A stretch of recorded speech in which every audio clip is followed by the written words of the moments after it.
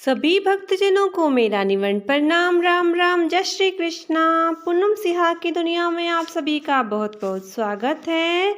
जंभा पुराण। रूपा मंजू को जल छानने का आदेश। नाथोजी उवाच, हे शिष्य, श्रीदेव जी ने एक समय रूपा मंजू को शिष्या बनाया था।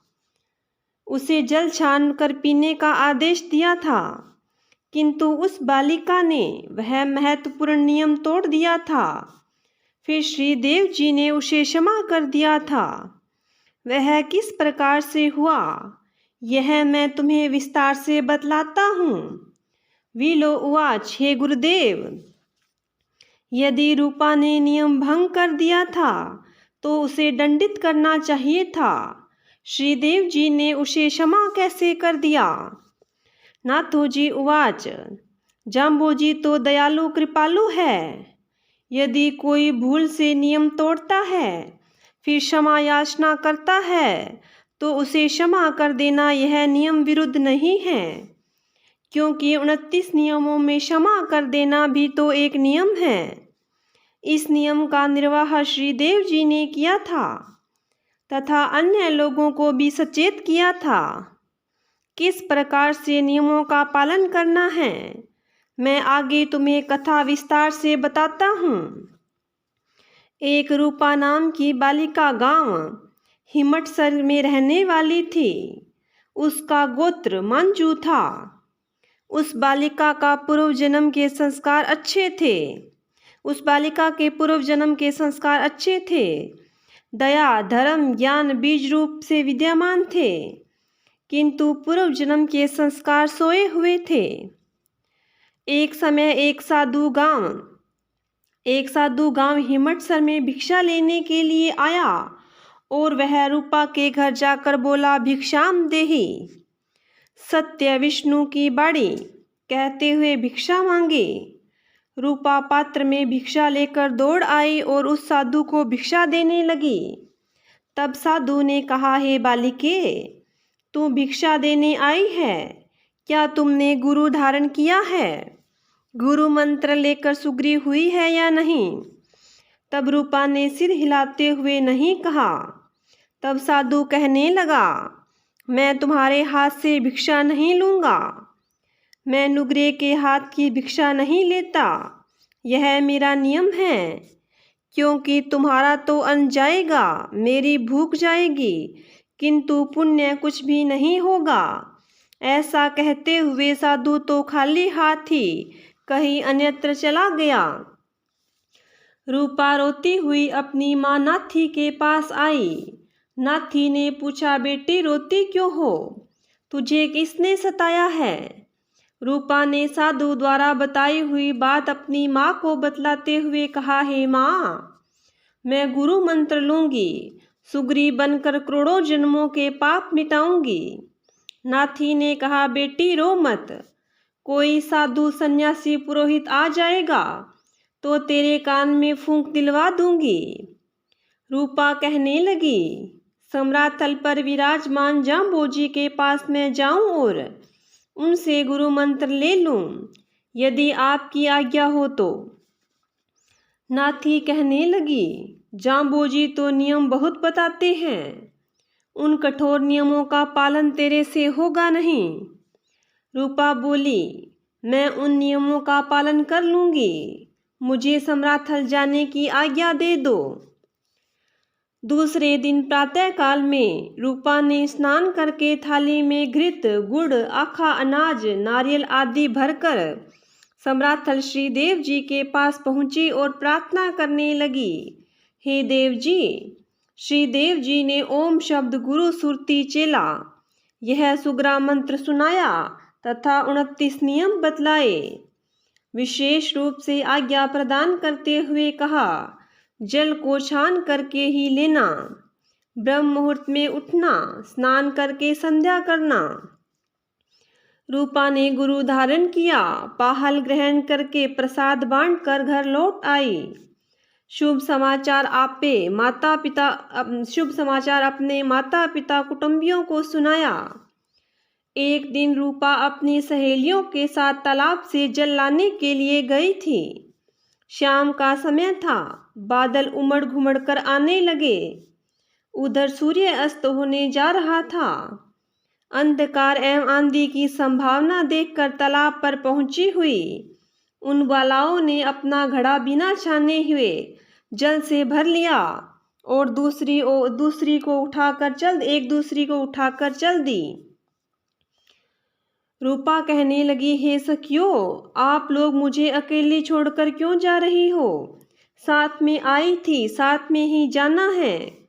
दूसरी बालाएं कहने लगी, तू चेली पड़पंच करे या ही पड़जे रात, तू जाम्बोजी की चेली बन गई है, यहाँ जल छानना भरने का प्रपंच कर रही है।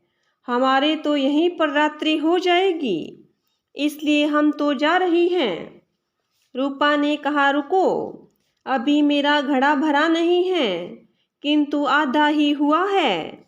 मैं जाम्बोजी द्वारा बताए हुए नियमों के अनुसार जल छान कर भर रही हूँ। देर तो कुछ लगेगी ही, तुमने तो बिना छाने जल भर लिया।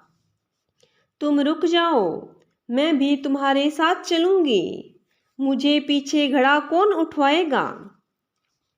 इतना कहने पर भी उन बालाओं ने रूपा की एक भी बात नहीं मानी और वहां से चल पड़ी। रूपा ने कहा, यदि आप लोग मेरा नियम भंग करवाना चाहे तो करें, मैं बिना छाने ही आधा घड़ा भर लेती हूँ, घर जाकर छान लूंगी। रूपा ने घड़ा उठाने का लालच किया और बिना छाना हुआ जल भर लिया। उसके साथ ही घड़ा सिर पर उठाकर चल पड़ी उनके साथ ही। रूपा के मन में ग्लानि हुई, पछतावा भी किया कि आज मैंने नियम तो तोड़ ही दिया है। घड़ा उठाने का लालच किया और नियम लालच में टूटा। अब तो भगवान ही मालिक है। वे सभी पनिहारिनें सिर पर घड़ा उठाए हुए बातें करते हुए जा रही थी। उधर आकाश में बिजलियां चमकने लगी, गर्जना होने लगी। काली कजरारी मेघमालाएं संपूर्ण आकाश को आच्छादित करती हुई आ गई। सभी को वापस अपने घर जाने की शीघ्रता थी। रूपा भी उनके साथ तेजी से चल रही थी। गांव के बीच में पहुंची तो रूपा के ठोकर लगी और घड़ा धरती पर गिर पड़ा।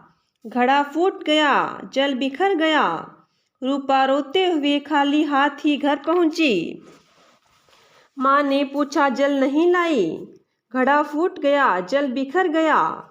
रूपा को रोती देखकर माँ ने कहा, बेटी कोई बात नहीं, घड़ा फूट गया तो और आ जाएगा, चुप हो जाओ। रूपा कहने लगी, हे माँ, मुझे घड़ा फूटने की चिंता नहीं है, किंतु मैंने जाम्बोजी के बताए हुए नियम को तोड़ दिया। तालाब के जल में जीव थे, मैंने बिना छाने जल भर लिया था, नियम तोड़ दिया था। वे जल के जीव जल बिना तड़प रहे थे, मेरे सामने ही बेहाल थे। मैं कुछ भी नहीं कर सकी। अब क्या होगा? कल ही तो नियम लिया था, आज मैंने तोड़ दिया, अब मेरी क्या गति होगी? इधर सम्राट थल पर विराजमान देव जी ने रूपा पर कृपा करी और वे जलीय जीव तड़प रहे थे, उन्हें मरने नहीं दिया। उनके पंख लगा करके आकाश में उड़ा दिया। हे विल्हा, उस समय पास में बैठे हुए सभी लोगों ने देखा कि आकाश में विचित्र प्रकृति के जीव उड़ रहे हैं। वे तो इधर से सम्राट थल पर ही आ गए थे। अब तो उनके बारे में कुछ भी निर्णय नहीं कर पा रहे थे हम तो। ये जीव क्या है? इनका भाग्य अवश्य ही खुल गया है। श्री देव जी ने हमसे पूछा था कि हे देव, ये जीव कौन है? तब श्री देव जी ने बतलाया। श्री देव जी से हमने पूछा था कि हे देव, ये जीव कौन है? तब श्री देव जी ने बतलाया था कि मैं क्या बतलाऊं, कल ही तो एक रूपा नाम की लड़की नियम लेकर गई थी कि जल छान कर लूंगी। आज ही उसने नियम तोड़कर बिना छाने जल भर लिया है। उसका घड़ा फूट गया है, उसमें जीव थे, वे ही जीव ये हैं। मैंने उन्हें पंख लगाकर उड़ा दिया है। दूसरे दिन प्रातःकाल ही रूपा क्षमा प्रार्थना करने के लिए सम्राट थल पर श्रीदेव जी के पास आई। जाम्बोजी ने कहा, तुमने नियम तोड़ा था, कितने जीव मरते, किंतु मैंने बचा लिया है, तुम्हें पाप के पंख से बचाया है। पुनः ऐसी गलती नहीं करना, बार बार क्षमा नहीं होगी। इस भूल के बदले तुम्हें अन्य नियम भी पालन करने होंगे। तुम्हें पराई निंदा नहीं करनी चाहिए, झूठ नहीं बोलना चाहिए, चोरी नहीं करना, नीला वस्त्र धारण नहीं करना, विष्णु मंत्र का जाप करना, अमावस्या का व्रत रखना इत्यादि। उसी समय ही हमारे लोगों के साथ रणधीर बाबल उपस्थित थे।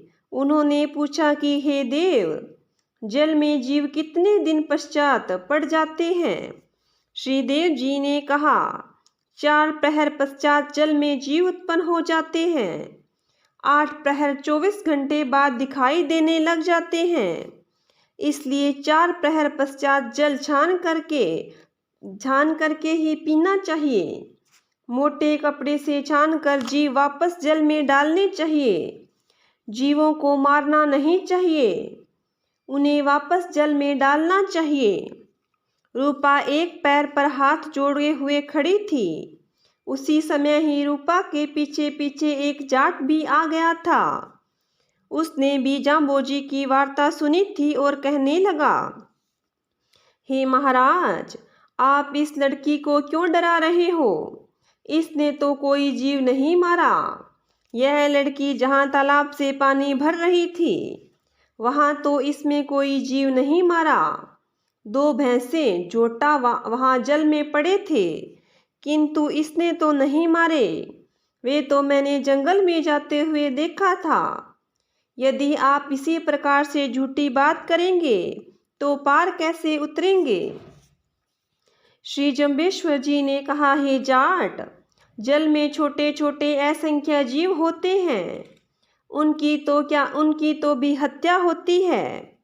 जल में इन छोटे छोटे जीवों को मारोगे तो वे भी तुम्हें मारने के लिए रूप बदल कर आएंगे। तुम्हें भी तो जल का जीव होना पड़ेगा। बड़े जीव छोटे जीवों को खा जाता है। जीवो जीवस्य भोजनम, जीव जीव का भोजन होता है। इसी प्रकार से तो तुम्हें 84 लाख योनियों में भटकना होगा। वह जाट पुनः कहने लगा, हे महाराज, आप कहते हैं कि जल छाने बिना मुक्ति नहीं होगी। तो मान लो कोई आदमी वन में प्यासा है, उन्हें किसी तालाब बावड़ी में जल तो मिल गया, किंतु पास में छानने के लिए कपड़ा न हो तो क्या करें? क्या वह जल सेवन न करें, प्यासा मर जाए? श्रीदेव जी ने कहा, मान लो कहीं विपत्ति के समय जल छानने का कपड़ा पास में न हो तो सिर पर पगड़ी तो होगी, उससे ही छान कर जल पिए। तब वह जाट फिर कहने लगा, यदि मान लो पगड़ी भी न हो तो क्या करें? क्या वह बिना छाने हुए जल न पिए? श्रीदेव जी ने कहा, यदि पास में पगड़ी न हो तो कुर्ता धोती कुछ तो होगा ही, उससे ही छान कर पिए। वैसे कोई यह नियम नहीं है, किंतु विपत्ति के समय यह भी किया जा सकता है। नियम तो शुद्ध कपड़े से जल छान कर लेना चाहिए। विपत्ति काले मर्यादा नास्ति। हे जाट, यदि तुम्हें नियम का पालन नहीं करना है तो विवाद का कोई अंत नहीं है कि तुम्हें नियम का पालन करना ही नहीं है। उस जाट के बात समझ में आई और व्यर्थ का विवाद छोड़कर सुमार्ग का अनुयायी बना। उस जाट के अन्य कुटुंबी भी, जो 13 घर 65 स्त्री पुरुष थे, वे सभी बिश्नोई पंथ के पथिक बने। हे विल्हा, इस प्रकार से प्रहलाद की प्रतीत से पूर्व पंथ का विस्तार यहाँ कलयुग में सम्राट थल पर हुआ। फूले जी ने स्वर्ग अपनी आंखों से देखकर लोगों से स्वर्ग सुख का वर्णन किया था। उसी के प्रभाव से अनेक लोग पंथ में सम्मिलित हुए। इस प्रकार से इस पंथ का विस्तार हुआ। बोलिए गुरु जमदेश्वर भगवान की जय हो। बोलिए विष्णु भगवान की जय हो।